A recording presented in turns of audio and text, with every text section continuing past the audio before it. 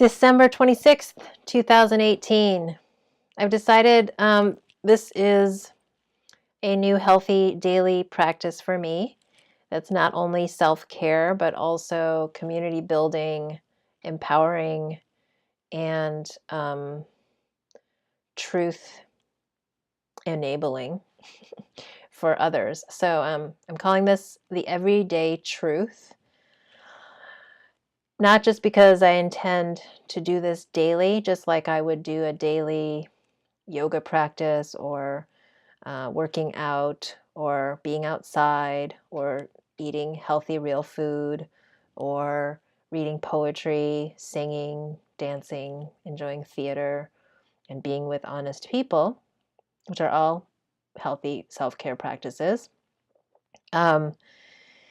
So not only about the frequency, but the fact that it's an ordinary truth, that the truth that's in our heart and what wants to be spoken is as basic as air and water and food and shelter and clothing, and we've forgotten.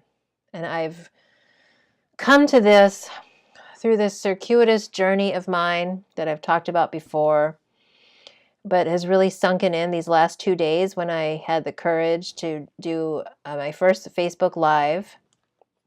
And I just saw my friend Donna doing hers. She's so inspiring.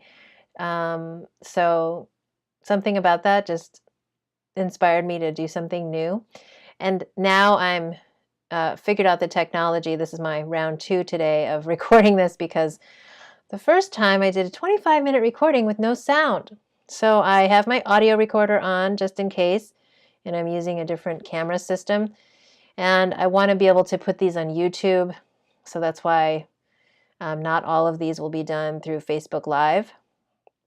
Some of them will. Maybe I'll do it once a week. Maybe since my first one was Monday, I'll do one each Monday on Facebook. But this is part of the speaking part I've found to be healing for my body.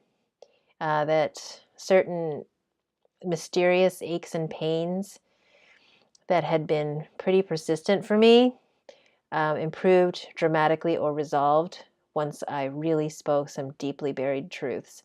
And they had to do with things I was ashamed of saying because I was carrying someone else's embarrassment about themselves. And that embarrassment was transferred to my obligation to keep the secret for them and assume that I had to be ashamed of it also.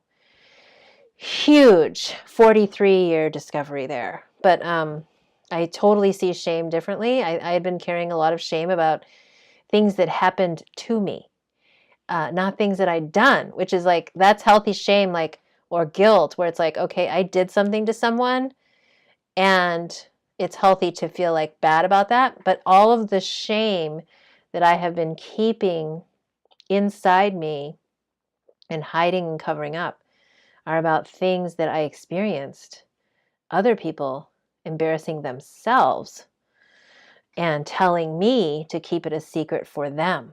And that's the definition of abuse when you really get down to it. If you think about the number of the kinds of childhood abuse there are, and adult abuse, but mainly the things that alter our neurological systems happen in childhood. It's about keeping secrets for adults. And so they're the ones that have the shame, and they give it to an innocent child. And I believe, for me and for others, I'm not just making this up, but but I've experienced, for me, that a big part of the release of carrying that shame for others is to speak that exact truth that you were told to keep a secret for someone else. That's the way you give the shame back. And I have gone through different rituals in ceremony where we sort of skirt around the issue and just symbolically give the shame back without saying what it is. And in effect, that to me keeps it even more buried, because the ritual is supposed to clear you of the shame because you did it, but you actually didn't voice what it was, so you're still keeping the secret for the other person. And until I started to speak some of those and find the courage in rooms of live, real people, not on the internet, there was no movement with those issues. I was just layering things and mantras and rituals and sayings on top of a very deeply buried and increasingly solidified layer of secrets I've kept for other people. And there's so many reasons people ask us to keep their secrets for them. And there's a way to honor those people and to see them and to recognize the fear from which they are operating without taking it on ourselves and becoming entwined in their own embarrassment and shame about themselves. Huge. So this is everyday truth. And again, it's my practice that I'm sharing because speaking it out loud is very different from writing it on paper for me. So it's a healthy practice for me. It benefits me. And what I'm hearing from a few of the people who've taken the time to listen to these broadcasts, which typically are about 30 minutes, it looks like that's about as long as I talk usually, that they're gaining something from it too. And I'm always grounding in my own experience and my own research. I read a lot, and I also do a lot of work in the world with healing, learning to be a healer, as well as receiving healing experiences from a very wide range of modalities, mostly focused on expressive arts.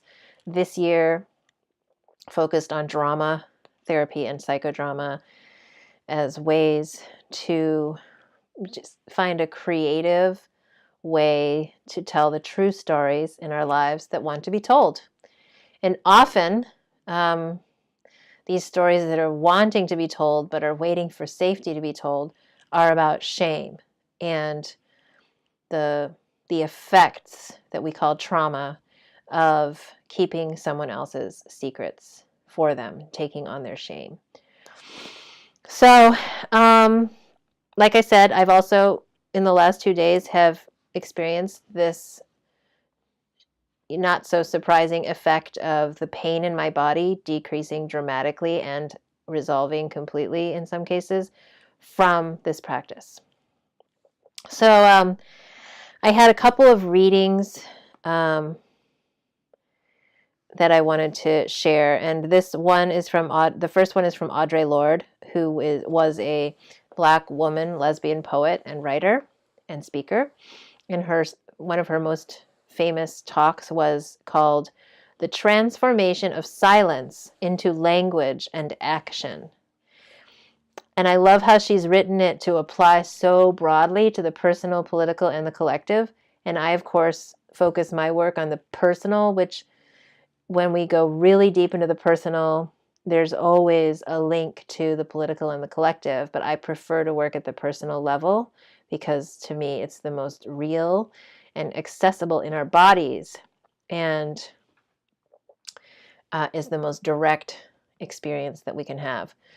So the first line of her talk is something that I used and that I quoted from is as background for a workshop that I'm hosting in January. So I'm venturing into this space of creating spaces in the world where truth can be told in a space of love. And I'm going to define love later. It's not typically, in my experience, what we've experienced in romantic or familial relationships with humans, because we have veered so far away from loving people that we actually have to relearn it and repractice it as a skill. So here's the quote. "I have come to believe over and over again that what is most important to me must be spoken, made verbal and shared, even at the risk of having it bruised or misunderstood. That the speaking profits me beyond any other effect." And this is what I was pointing to in my the introduction to this episode, where just the act of speaking the truth, putting breath into form through the vocal cords is transformative to the body. And what she says the words she uses are what is most important to me. And to me, I use the word truth because in my experience, I have known the truth always inside, but I've held it in obligation to others. And there's risk in speaking, of course. So I love that she just acknowledges right off that that what I'm saying could be misunderstood and I could be hurt by it, by your reaction to it, but I'm saying it for my own benefit first.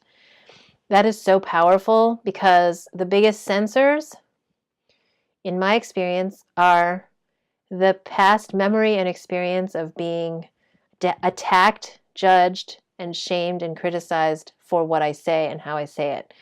Again, mostly in the context of trying to protect someone else's reputation for them, an adult in my life who wanted to remain completely enmeshed in my identity and not let me have a sense of self, have my own voice, and have my own experience. And that was learned from culture. So I'm framing this workshop around the question of what is it like to navigate the journey from transforming silence into language and action, which is the whole workshop. We're going to start with silence. I'm bringing my friend Giovanni, the amazing improvisational sound healer who has witnessed my own visual art and improvisational music practice emerge. And we're going to start with a practice in deep listening, because we really do have to transition into that from the real world, is my experience. And then we'll actually experience going from silence into language and action with our bodies, embodying storytelling, story showing, story finding. Because in our unconscious, in our bodies, these stories are stored in the cells, and we can awaken what's in the body and what's in the unconscious through these creative practices. So I'm very excited. And I think it's important to really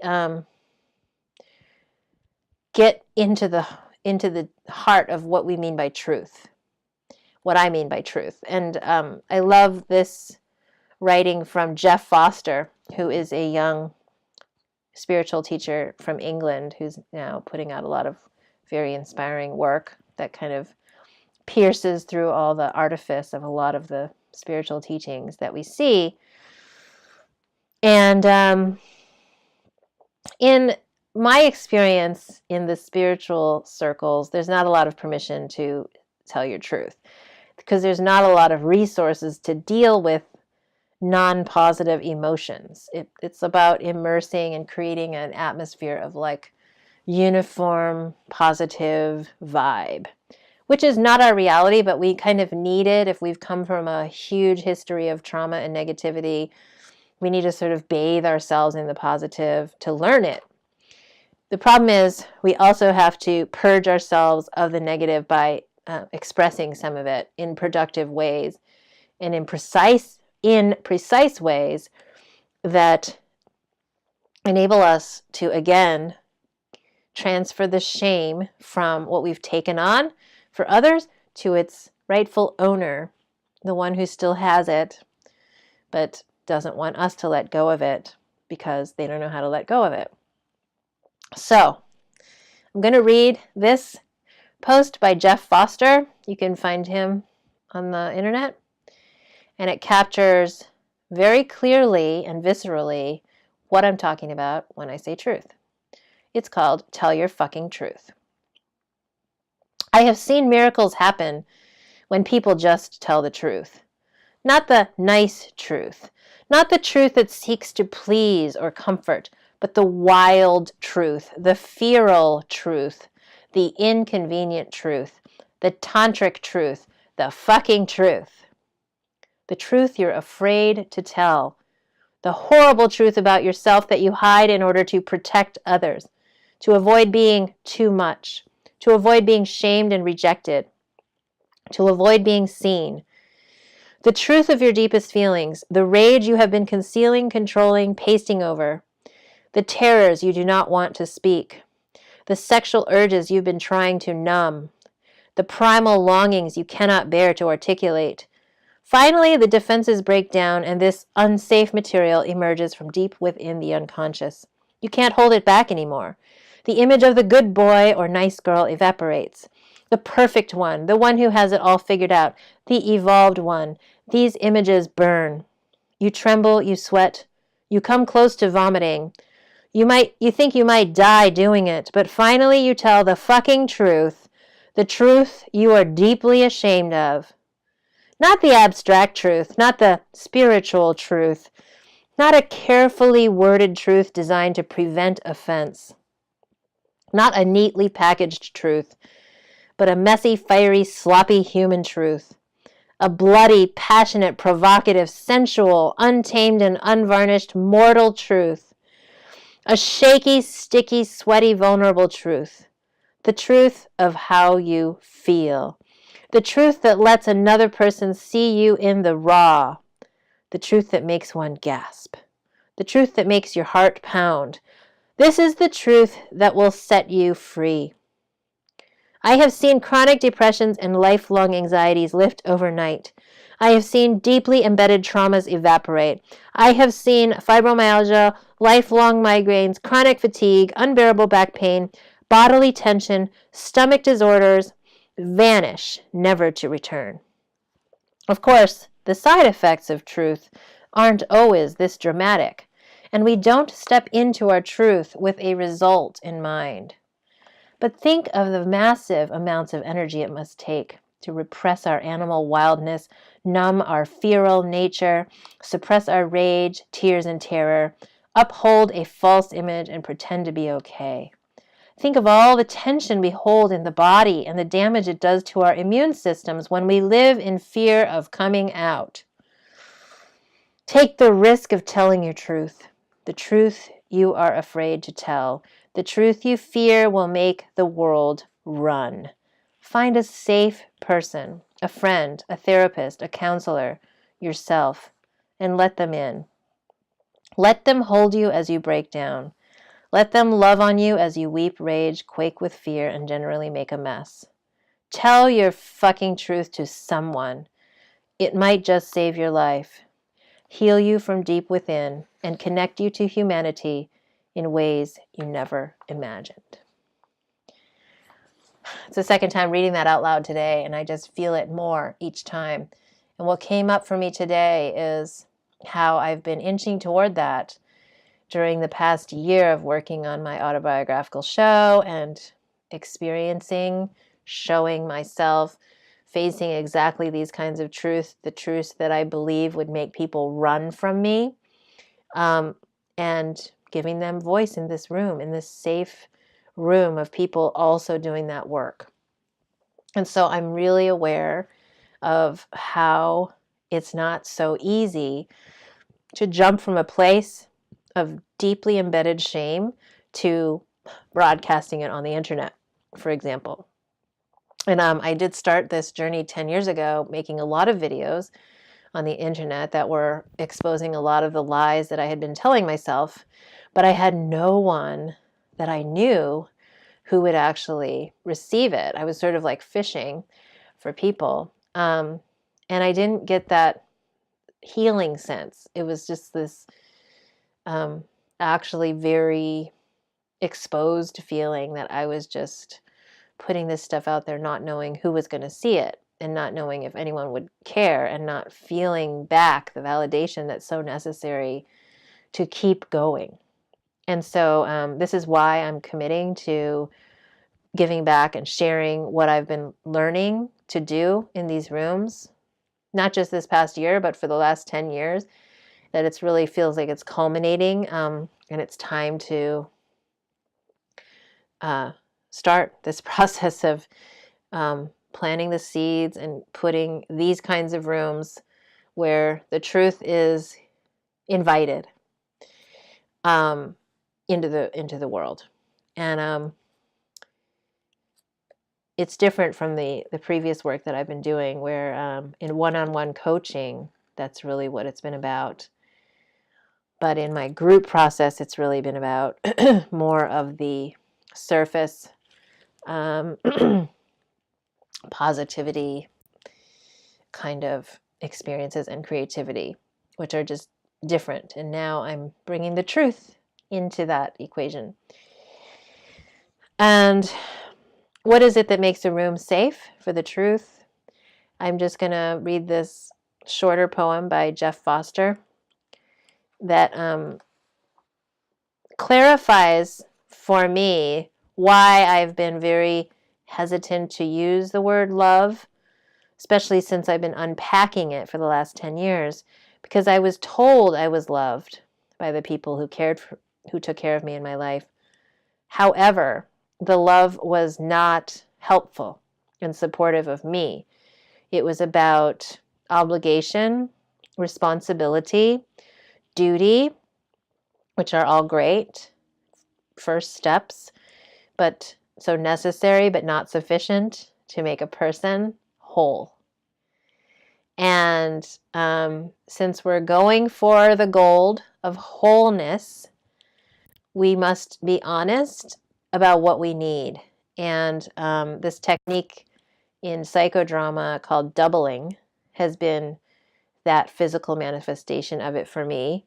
And if you come to my workshop, you could see it. But it's basically when someone is talking, when the protagonist is talking about, whatever they're talking about, anyone in the room can come up and be a double, standing behind their right shoulder and speaking in the first person. So speaking as that person, not as themselves, but speaking as a protagonist, putting into words something that they feel is not being said or that they hear underneath the words. So that, to me, is this amazing offering of love from a place of listening. So because the protagonist can always change it if it doesn't fit. Say the person says, "Oh, I'm feeling scared." The protagonist can say, "No, I'm not feeling scared. I'm feeling sad." They can correct it. And that's so helpful to help clarify and have that the invitation, the permission, and actually the role of correcting it. And if it's right, like, I feel afraid. Yeah, I feel afraid. I didn't know I felt afraid. That's what I meant. So it's either validation, like, yeah, that's what I was feeling, or nope, I don't feel that. I feel this. The opportunity is so amazingly expansive. And we give that to each other throughout the entire experience. And that's what I realized I was missing for most of my life. Somebody that helped me to see myself and to feel myself and to clarify myself, who had my interests in mind. And we can't give what we don't have. So, most of parenting for most of history in most cultures in the contemporary period have been based on the agenda of parents. And I spoke about Confucianism in my last video, and I loved my conclusion that Confucian philosophy was a great way to create, over 4,000 years, a society of objects. So people did not have any relationship to their own identity as a subject, like I, but they're only objects in relation to their roles and other people. And the hierarchy of roles was men and elders. So the older and more male you are, the higher up you are. And the younger and more female you are, the lower you are. And in fact, one of the Confucian doctrines was their role is to be a body for giving birth to children. And so their minds should not be developed.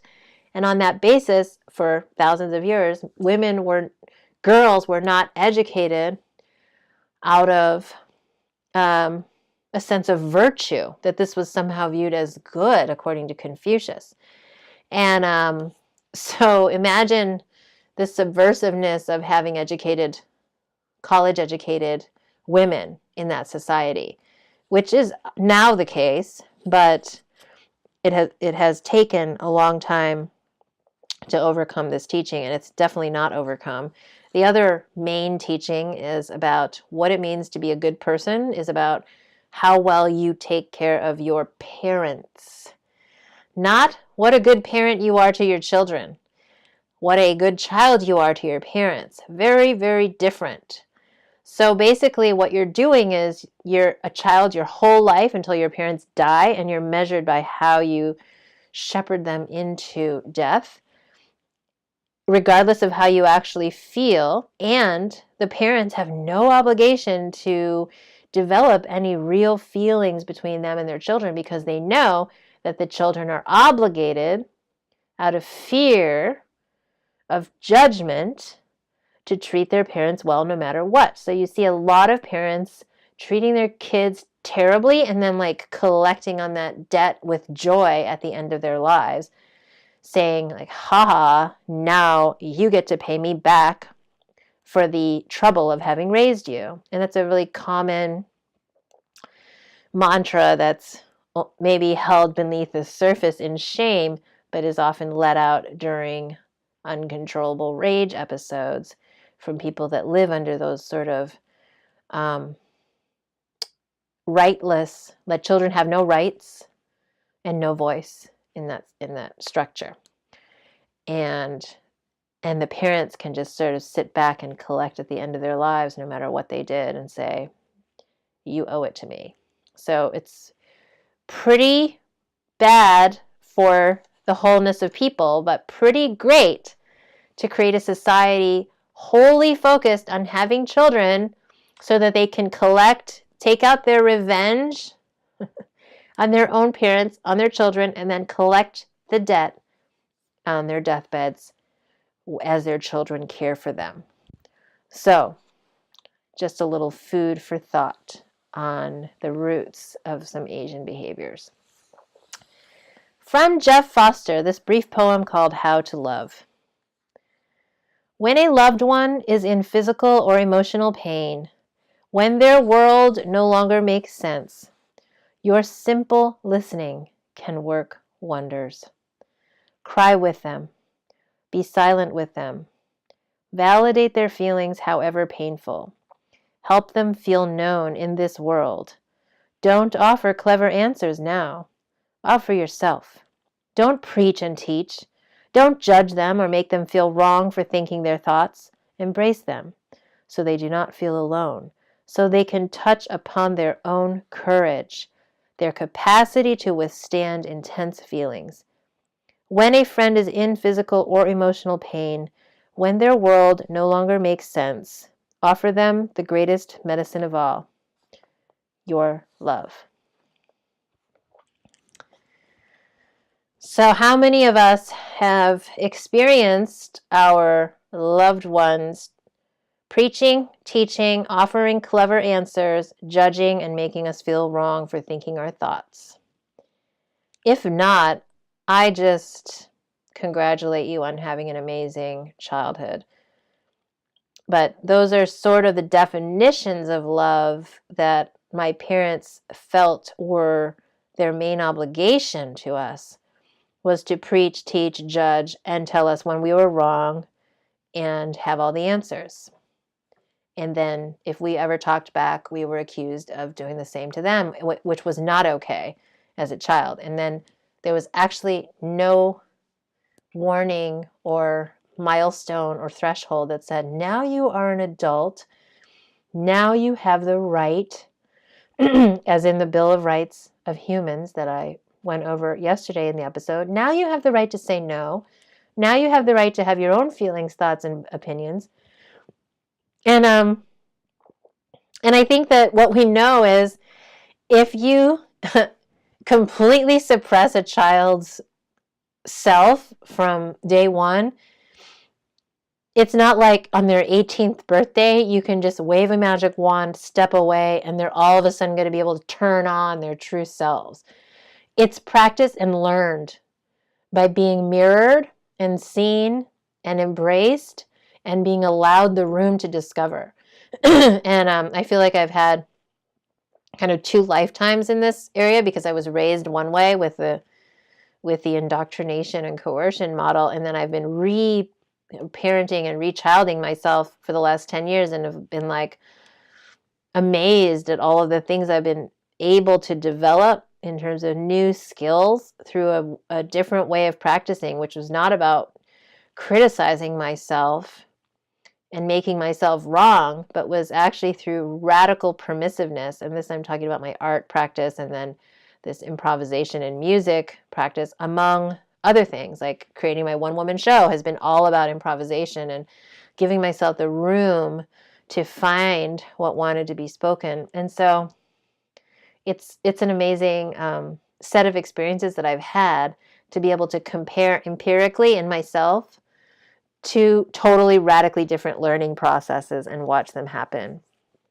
And there's a lot of people who see my background and they're kind of attached to their own ways of doing things, and they say, well, you can't say that all of that initial training wasn't valuable because maybe you're allowed, the reason you can let go is because you had all this discipline. And I listened to that for the first few years, but now I think it's a load of crap. It's people trying to justify their own lack of trust in a process because they've never lived it. And so I don't want to get into parenting. I don't ever want to be back in the business of interacting with parents on how to parent. I did that for 6 years and thank you, done. But basically, if we've never lived it, it's unlikely that we're able to give it. And so when we hear of a new philosophy that pretty much undermines everything that we've believed up until that point in our lives, we have to defend against it. Because otherwise we'd actually have to try it and we'd have to risk. Risk being bruised or misunderstood, in the words of Audre Lorde. So it is about taking risks. And I think that truth and courage go hand in hand. But the benefits actually might be, your life might depend on it. So if your life depended on telling the truth, would you do it? And I'll just leave you with that on today's Everyday Truth. Thank you for listening.